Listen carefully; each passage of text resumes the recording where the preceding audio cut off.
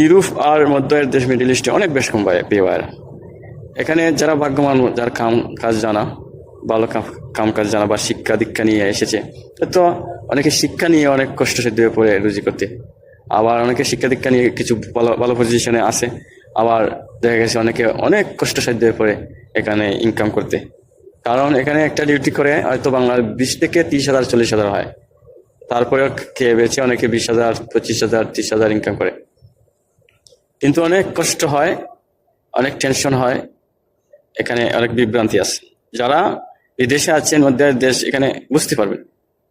আর অনেকে কিছু ইনকাম করতে গিয়ে দেখা যাচ্ছে অনেক টাকা কম, 25,000 টাকা 30,000 টাকা বেচে 15,000 টাকা থাকে।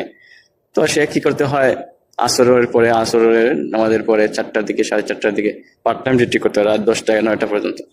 এভাবে বিদেশের জিন্দেগি। কিন্তু বিদেশটা যেমন গাছ যারা দিলে টাকা আসে না, বহুত কষ্টের বিনিময়ে টাকা। আর ইউরোপের বিষয় বললাম, ইউরোপের বিষয় হচ্ছে সেখানে একটা ডিউটি করলে 1.5 লক্ষ টাকা আসে, অনেকে 2 লক্ষ টাকা ইনকাম করতে পারে ইউরোপ। এজন্য ইউরোপ যাওয়ার জন্য বাংলাদেশি মানুষ ব্যস্ত। ইউরোপ যাওয়ার জন্য ব্যস্ত। এখানে মহিলাও যেতে চায়, এখানে তো মহিলা পর্দা করে না, ছোটখাটো কাপড় পরিধান করে।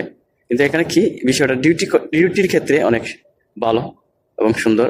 ডিউটির ক্ষেত্রে এক ডিউটি 3 টাকা আসে যায়, আর মানুষ যার যার মতো স্বাধীনভাবে চলাফেরা করতে পারে। আর এবং একটা সিটিজেনশিপ পায়। এখানে তার একটা স্বাধীনভাবে নিজের দেশের মতো পরিচালনা করতে পারে জীবন। এজন্য মানুষ ইউরোপ যেতে চায়। আর মিডল ইস্ট অসংখ্য গণিত মানুষ এসেছে, কিন্তু আসলে বোঝা যায় এখানে ধরো 10 বছর 20 বছর কাটালো, দেখা যায় বাংলাদেশে গেল, শরীর দুর্বল হয়ে পড়লো, মৃত্যু পর্যন্ত হয়ে যায় অনেকের, কিন্তু কিছু করতে পারে না। এটার নাম মধ্য দেশ মিডল ইস্ট।